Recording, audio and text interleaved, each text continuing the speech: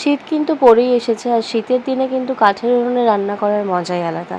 আজও সেরকমই একটি রান্না তোমাদেরকে করে দেখানো হচ্ছে। প্রথমে এখানে চুনো মাছ নেওয়া হয়েছে, তার মধ্যে নুন, হলুদ, লঙ্কা বাটা, ধনেপাতা এবং বেগুন ছোটো ছোটো করে কেটে এখানে দেওয়া হচ্ছে। এরপরে নেওয়া হচ্ছে সর্ষের তেল। এবারে এই সমস্ত উপকরণগুলোকে একসাথে মাছটার সাথে মিক্স করে নেওয়া হচ্ছে হাত দিয়ে। ভালো করে মেখে এই রান্নাটা কড়াইতে চাপিয়ে তারপরে করা হবে। ভালো করে মিক্স করে নেওয়া হচ্ছে দেখো। তারপরে এখানে বসে গেছে কড়াই। উনুনে কড়াই চাপিয়ে তার মধ্যে দিয়ে দেওয়া হচ্ছে 1 টিস্পুন মতো কালো জিরে। তারপরে দেওয়া হচ্ছে এখানে পেঁয়াজ কুচি। পেঁয়াজটাকে একটু ভালো করে ভাজা ভাজা করে নেওয়া হচ্ছে প্রথমেই।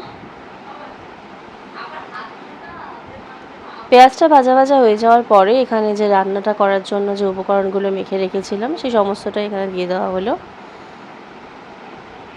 এবারে ভালো করে নাড়িয়ে চাড়িয়ে রান্নাটা বেশ করে নিতে হবে কষিয়ে।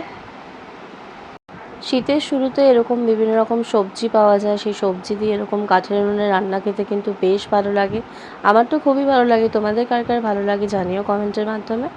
এবার একটা ঢাকা চাপা দিয়ে দেওয়া হলো এবং 10 মিনিট পরে ঢাকনাটা খুলে দেখো এরকম মাছ থেকে অনেকটা জল ছেড়েছে। এবার এই জলটা টানিয়ে নেওয়া হবে ভালো করে কষিয়ে কষিয়ে।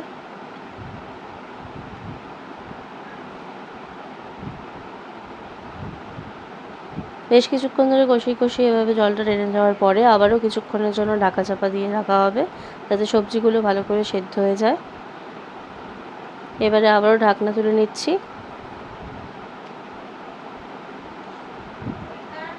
সবজিগুলো কিন্তু একদমই সেদ্ধ হয়ে গেছে। এবারে মাছটাকে ভালো করে কষিয়ে আরও একবার রান্না করে নেওয়া হচ্ছে, তাহলে কিন্তু আমাদের রেসিপি একদম রেডি। তো আমাদের আজকের রেসিপি কেমন লাগলো অবশ্যই কমেন্টের মাধ্যমে জানাতে ভুলো না, এবং ভালো লাগলে অবশ্যই লাইক, শেয়ার ও সাবস্ক্রাইব করে দিও। ধন্যবাদ।